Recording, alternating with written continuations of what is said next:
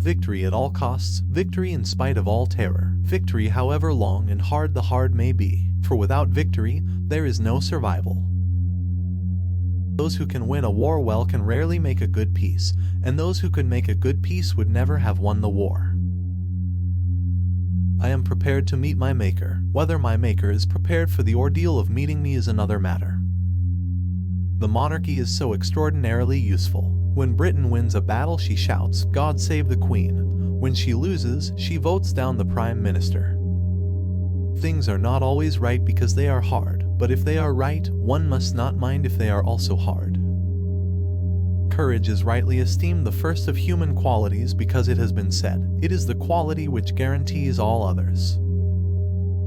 All the great things are simple, and many can be expressed in a single word: freedom, justice, honor, duty, mercy, hope.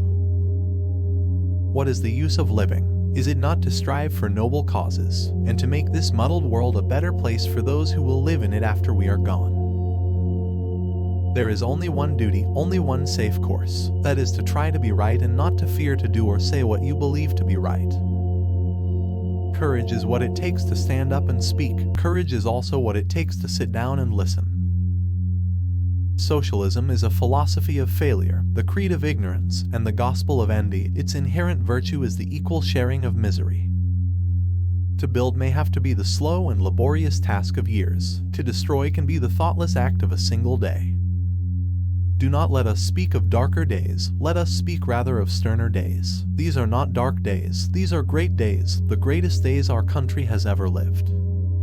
Yet we should be mistaken if we therefore suppose that the Roman occupation could be dismissed as an incident without consequence. It had given time for the Christian faith to plant itself.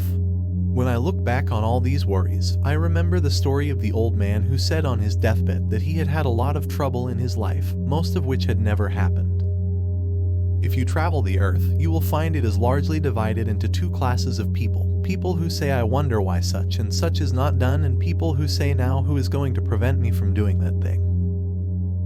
One must never forget when misfortunes come that it is quite possible they are saving one from something much worse, or that when you make some great mistake, it may very easily serve you better than the best advised decision. Every nation or group of nations has its own tale to tell. Knowledge of the trials and struggles is necessary to all who would comprehend the problems, perils, challenges, and opportunities which confront us today. Looking back upon the unceasing tumult of the war, I cannot recall any period when its stresses and the onset of so many problems all at once or in rapid succession bore more directly on me and my colleagues than the first half of 1941.